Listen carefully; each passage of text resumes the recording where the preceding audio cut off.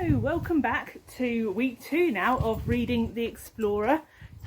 Probably just missed Ember, who's just run off. And we are going to be reading chapters 7 and 8 today, and then you'll have the questions at the end like normal.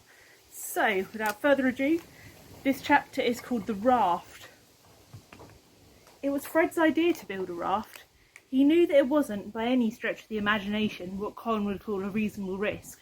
But following the river was the only way he could think of to get home. The river moved fast, and the splash and spit and spray of it sounded like a summons through the jungle. "A raft?" said Lila. "From what?" They were sitting around the clearing in the morning sun, clammy with sleep and dew. They'd slept inside the den, taking shifts to watch the fire. It had not been a good night.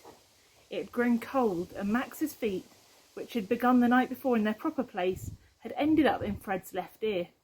Fred's brain had chewed up the fears that he had pushed away during the day and spat them back at him while he slept. He'd woken screaming at dawn. "We'll make it from wood," said Fred.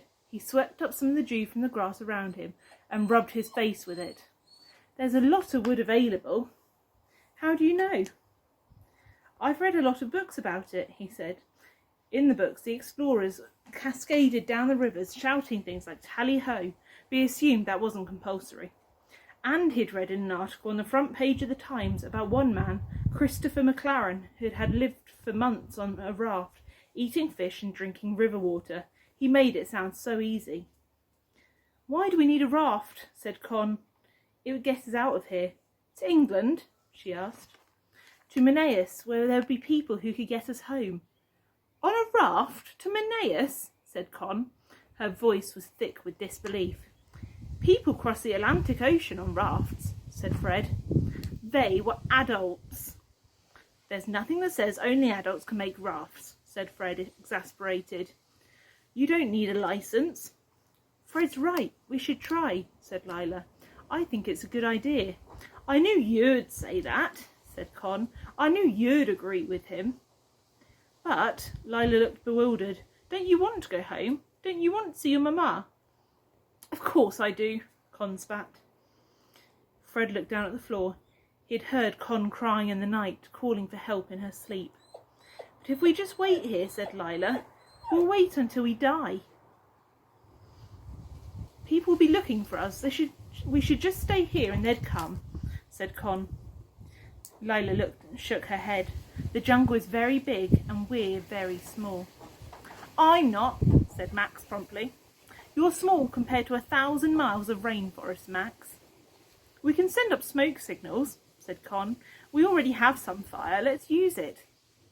"We'd have to burn down half the jungle to make one big enough to reach that high," said Lila. "And a fire that big would kill us instead of getting us rescued," added Fred. Con was going red. "I don't want to, all right? I really, really don't want to get on a raft and risk my life because someone else thinks it's a good idea." "It might be a good idea, or it might not be a good idea," said Lila, "but it's the only one we've got." Fred's skin was beginning to ache and his stomach to clench. It always did when people argued. He stood up. "I'm going to make a raft. You don't have to help me if you don't want to." The raft took more time and involved more blisters than Fred had expected, but it quietened the roar of fear behind his ribs to be doing something. "It's not going to work," said Con. Her arms were crossed so tightly across her chest that her fingers were almost touching at the back. The cut on her shoulder was still raw. "And we shouldn't make ourselves hungry and tired when the only food we have is grubs." Fred said nothing and went on pulling immense branches down from the trees. Most were too firmly attached to be any good, but he'd found that if he'd put his whole weight on them and swung his legs, every now and then one would break off with a satisfying crack.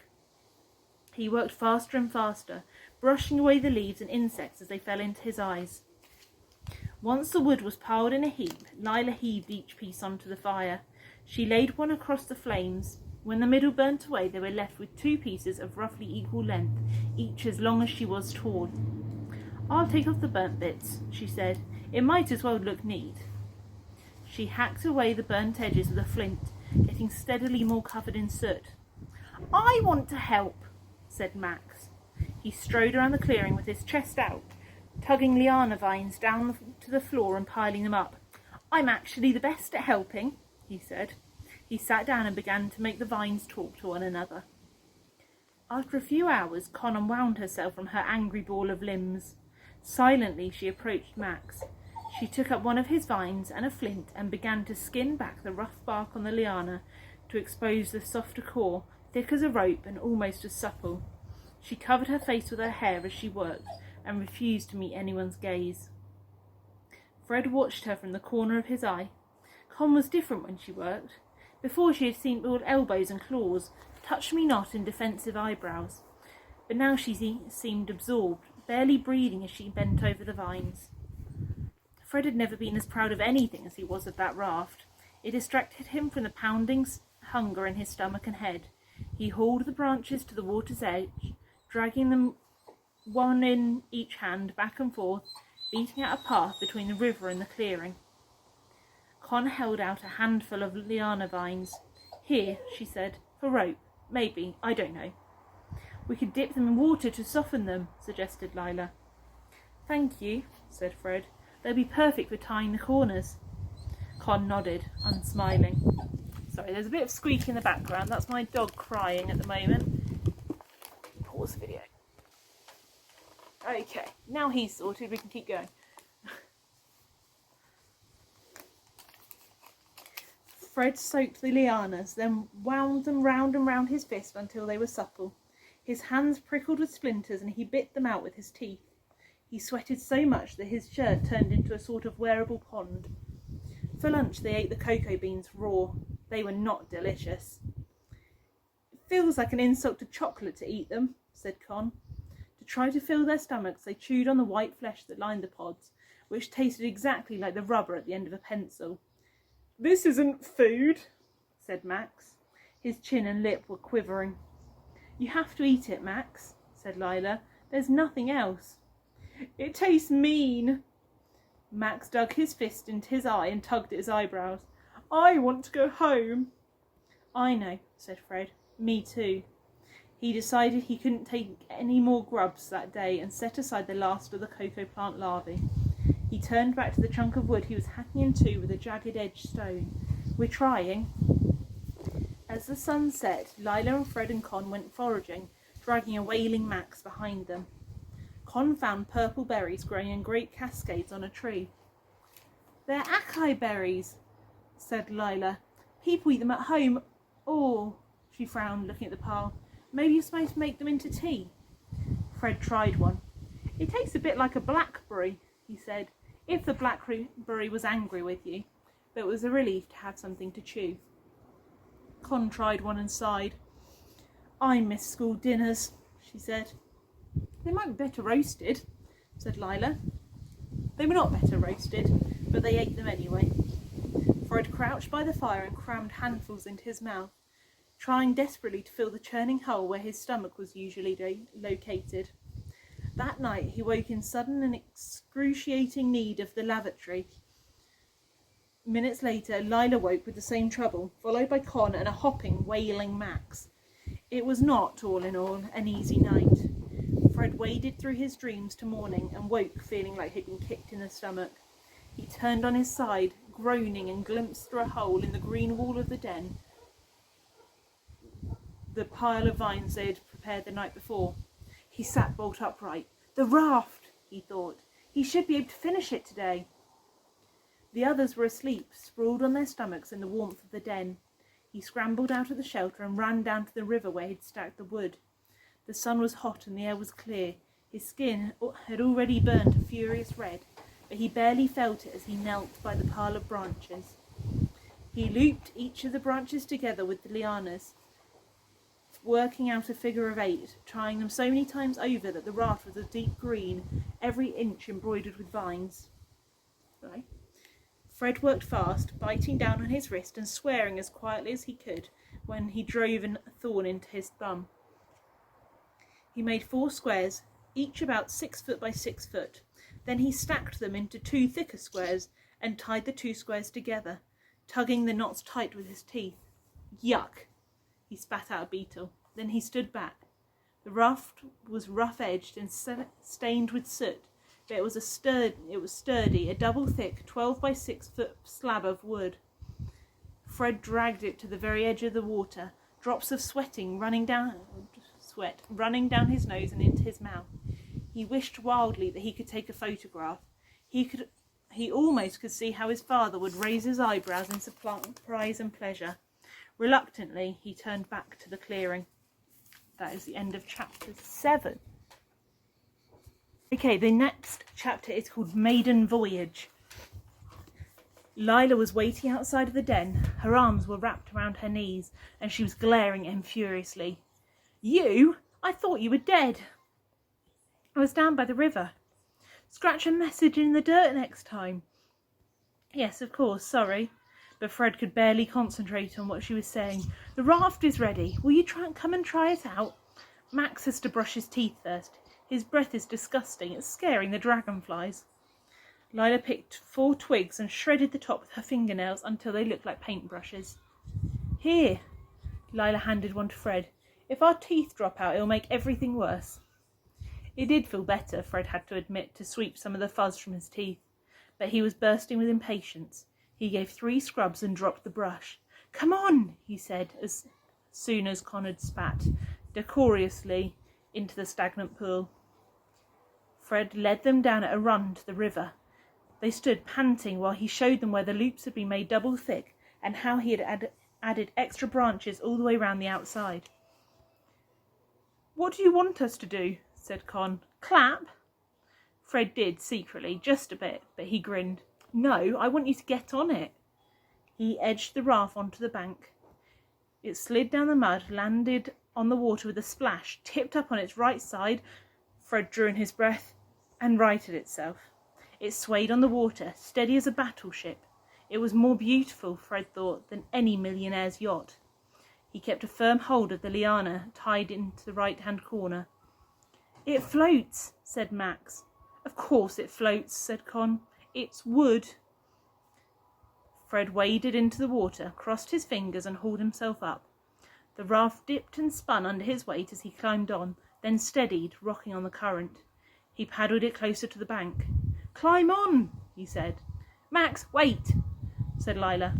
Before anyone could stop him, Max had tipped himself head first down the bank into the river. He came up spitting mud. Pull me up, he said. Fred hefted him by his armpits. Con and Lila followed more slowly, studying the water for piranha. Fred offered a hand to each. Lila took it, Con did not.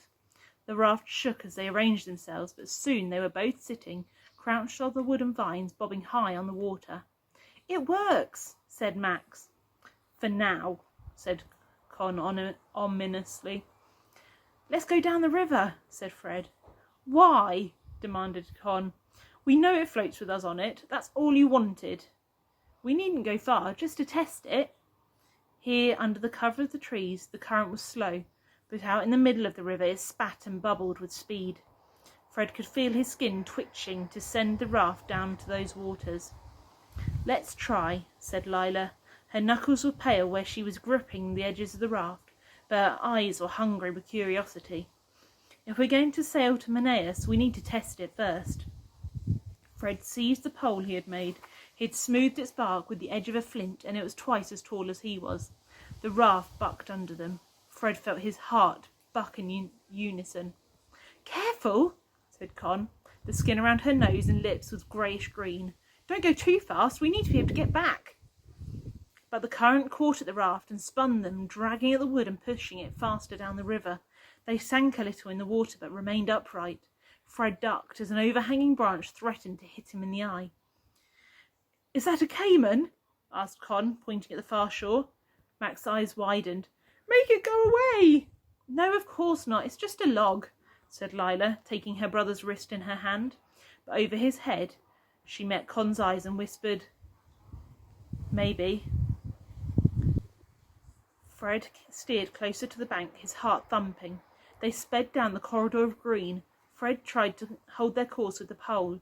Trees dipped into the water on either side of them, like curtains at the theatre, Fred thought, with the river as the stage.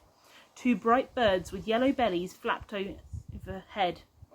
Blue macaws, said Lila. I tried so hard to persuade Mamma to let me have one of those as a pet, but she said Max was loud enough on his own without a parrot. "It's funny," said Con. "I never really thought much about birds before. The birds here make the birds in England look like they're dressed for a job interview." The sun beat down on the river, sending up a green and silver light in their eyes. Fred followed the current downstream. Soon they came to a fork in the river. "Someone will have to remember which way we've come," he said, "or we'll get lost." There was a pause. Then Con said, "I'll remember if you like." Fred looked round, surprised. Con hadn't struck him as a volunteering sort. I've got a photographic memory, actually," she said. "Really?" asked Lila, fascinated. "You mean you see pictures? Do you remember everything that way, or just some things?" "Mostly just maps and formulae and blueprints for things. I used to like taking them out to look at during lunch breaks in school. In my head, I mean. The others thought I was weird." "In that case, they're stupid," said Lila bluntly. "I'd love to be able to do that." The raft steered round a corner, with Fred poling hard. "We turned left coming out, so the final turn home will be right," said Lila.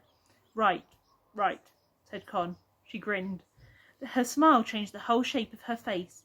Her cheeks rose and pushed her eyes into little squints, and her mouth stretched up and out to her earlobes. Her touch-me-not look vanished. "If you shout out the directions, we could do it together." "If you want." Fred kept poling. The branch was giving him new, shilling-sized blisters on the pads of his hands, but he didn't slow down. There was a twist, he found, that he could give the pole to make them speed faster. It blew Max's snot into a high ribbon up his face. The sun was hot and sharp out here. The air tasted brand new. "Faster!" shouted Max. He rocked backwards and forwards on his haunches. They hadn't got far before there was another fork. One looked choked with weeds, so Fred chose the other. "Left!" called Lila. "Left!" Con echoed and nodded. The left bend took them into a narrower river, winding slowly among close-set trees. Fred pulled up his pole and they drifted, staring down into the water. A shoal of fish swam helter-skelter under the raft. Max leant dangerously over the edge, dangling his fingers into the water. Suddenly Con jumped. The hair on her arms rose up in a blonde wave. "What's that?" "What's what?" "Something down there! Silver! Down there! A piranha!" Con's voice came out thin and high. "Max, get your hands out of the water!"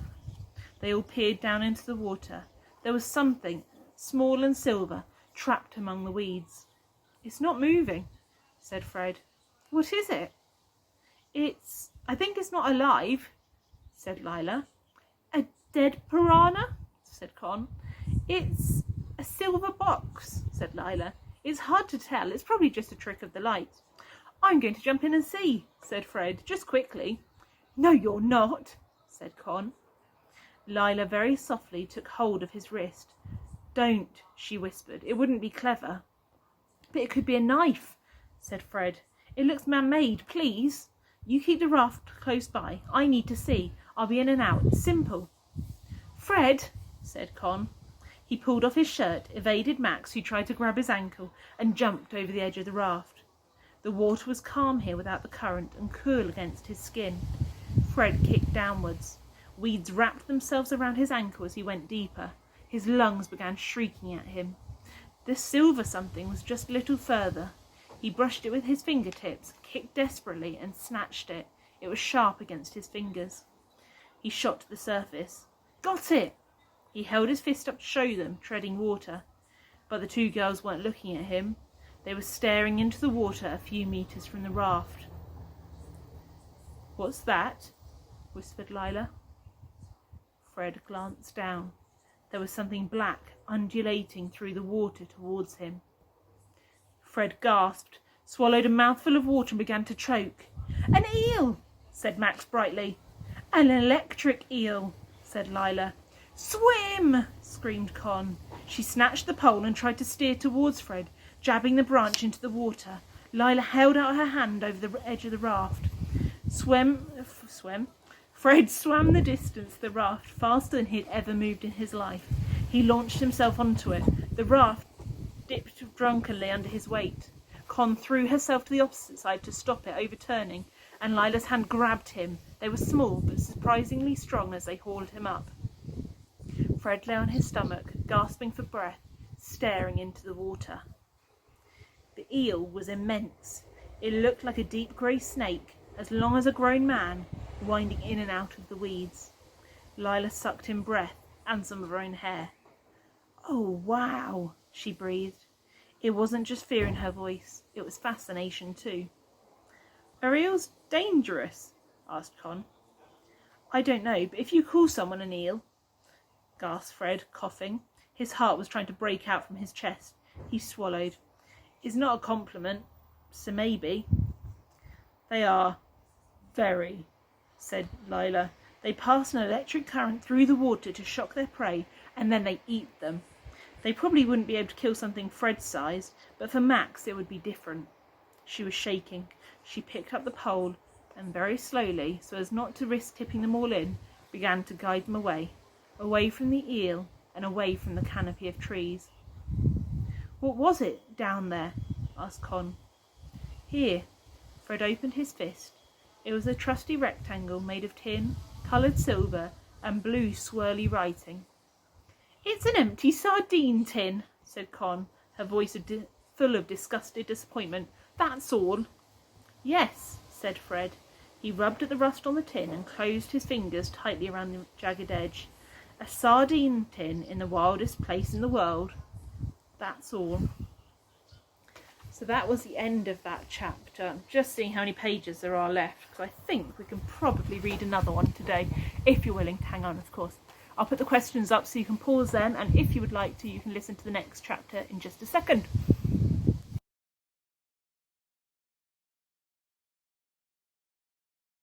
Okay, so the next chapter, the surprise extra, is called Sardines. It took longer to coax the raft back upstream. Lila steered them close to the bank, and they hauled their way along on overhanging branches when the pole wasn't enough. The branches hung low, and all four were covered in ants and spider webs by the time they reached their home stretch of the river, with fresh scratches on their hands. "It was here," said Con. "I recognise the way those vines wrapped around that branch." The branch stuck out conveniently over the river. It was perfectly placed to act as a mooring branch. It jutted out at the ideal angle, right above a bank of black Amazon soil. Fred stood, wobbling hard on the raft. "Watch it," said Con. The branch was just over his head. It was covered in tendrils where it met the tree and shone green in the sunlight. He grabbed hold of it, tied a loop in the end of his liana rope, and hung it over the branch. "That's perfect," said Lila, "like a coat hook for your boat." "It is perfect." Fred stayed standing, looking up at the branch in his hand. He peered closer. "It's perfect because someone made it perfect." There was a beat of silence. Then, "What do you mean?" said Con. She spoke very quietly. Fred didn't answer. He moved the branch to and fro under its covering of vines. It creaked backwards and forwards under his hand. The vines wound like a rope around it in a figure of 8, repeated over and over again. "It didn't grow here. It's been tied on." Max was staring open-mouthed. "Who did it? Did you?" "No, Maxie," said Lila quietly. "Not him. Someone else." Fred looked behind him. A gust of wind caught a pile of fallen leaves and spun them across the forest floor. The back of his neck prickled. He reminded himself again that trees do not keep secrets. They walked back into the clearing in single file. Fred came last. He turned to look backwards at every step. The rustling of the bushes seemed to follow them, but it was just the wind, he told himself. Wind is a trickster. It plays havoc with your courage. The fire still had hot embers at its heart, and Fred lay down on his stomach in the grass and earth, blowing at it like a bellows, his chin inches from the fire. His eyes were red and smoky by the time it rekindled, but the roar of it sent a wave of relief through his chest. The fire was the closest thing they had to a weapon, and its warmth felt like a safety. Lila was arranging their shoes, which had been soaked on the raft, in a circle around the ashes. "Can I see the thing you found in the water?" she asked. Fred held it out. Most of the writing was covered in rust, but he could see written on its base the ingredients. "Look at the bottom," he said. "It says, canned in Plymouth." Lila looked blank. "Plymouth is in England," said Fred. down by the sea. I didn't know you had fish in England, said Max. Of course we have fish. What do you think we eat? Said Con. Crumpets, said Max, and cigars. But if the tin comes from England, began Lila. Then it must have come with whoever made the camp, said Fred. An explorer, maybe. Who goes exploring with sardines? Asked Con. People used to come out here with all sorts of things. Pianos and china ornaments. Sardines seem normal in comparison, said Fred. He felt a hot surge rising in his chest. If the person who made the camp had been English, he might have been one of the explorers from the newspaper Fred had read, one of the explorers who never returned, Percy Fawcett, Simon Murphy, Christopher McLaren. I had a book, said Fred, about a man called Hiram Bingham. He was climbing and he came across a whole city built by the Incas. It wasn't exactly discovering, because some of the Peruvians knew about it, but no one else did. Can you imagine? It'd be like suddenly finding the ruins of Birmingham in 1,000 years' time. Lila moved closer. Her eyes were set far apart in her face, eyes that could look full of many different things at once. Now they radiated curiosity. I've heard about it. It's called Machu Picchu. Yes, that was the name. Usually, though, the men just go missing. Like us, said Max. Sort of. Except it's usually because they're dead, which we're not. Yet, said Con ominously. Fred ignored that. And there was this man called Percy Fawcett. He was looking for a ruined city. He called it the City of Zed. And then not that long ago, it was 1925, I think, he just disappeared. And then another man, Christopher McLaren, he went on an expedition to find out if Fawcett's dream was real. He was my favourite. He wrote letters about waking up to find maggots growing in the crook of his elbow. How lovely, said Con. Did the maggots get him? Nobody knows. He sent a telegram and then he disappeared. Fred hesitated. I memorised it, actually. How does it go? Asked Lila. Fred cleared his throat. Just a line from this last outpost of civilization to advise you that I'm about to go out of communication. I am well and fit, and there is every hope of a successful issue to the expedition, risky as it is in some ways. Con raised both eyebrows. He sounds fun. Newspapers want people to sound like that, as if they have very clean shoes. But I know he wasn't like that. The other men said he was the maddest and bravest of a mad, brave generation. Why did you memorise it, though? Fred blew on the fire again, so they wouldn't see his face reddening. I just like the idea that there's still some things we don't know. At school, it's the same thing every day. I like that it might be all right to believe in large, mad, wild things.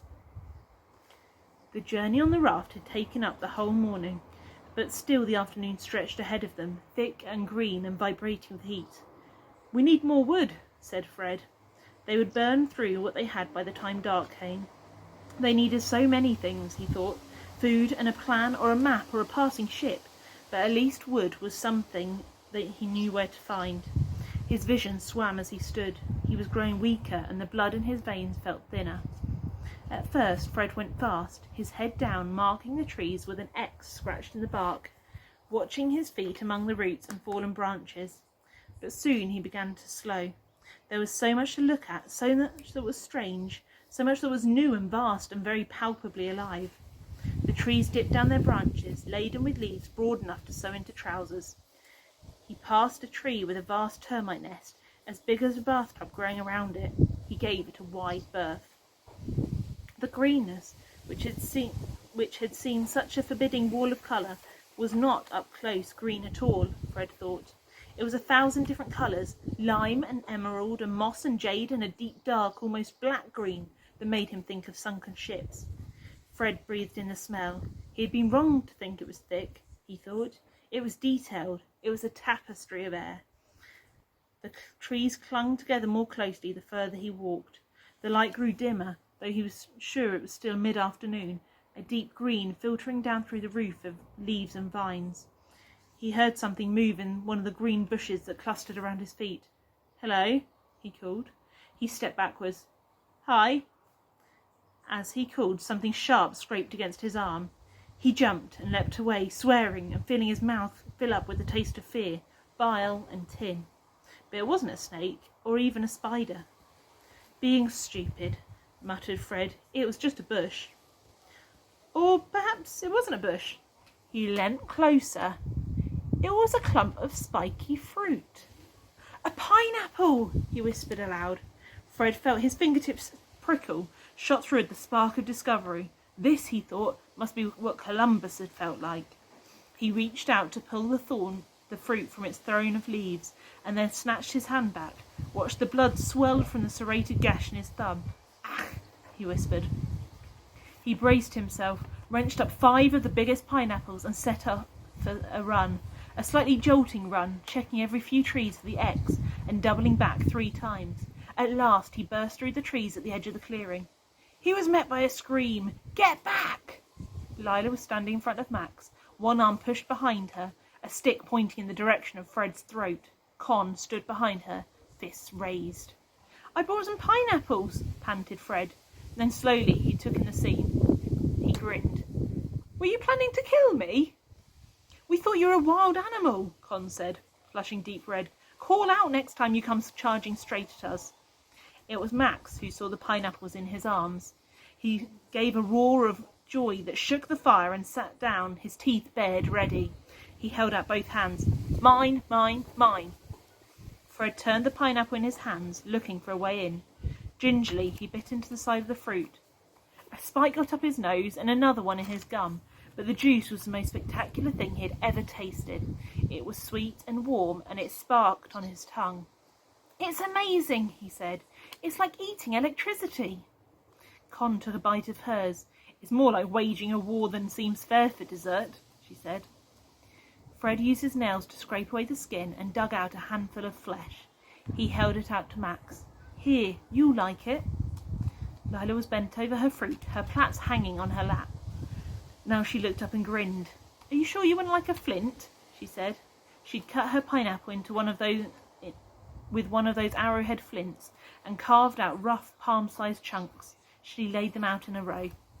Oh, that might be an improvement, said Fred. Somehow he had pineapple juice in his ear. Con laughed. Lila hacked the 5th pineapple into quarters. For breakfast, she said. She wrapped each piece in a large leaf and stacked them outside the den. There we go. So we've got an extra chapter today. I did think it was shorter, but obviously it wasn't. So well done if you kept going right the way to the end and you don't have any questions on that one. So extra brilliant. I will see you all tomorrow for the next couple of chapters.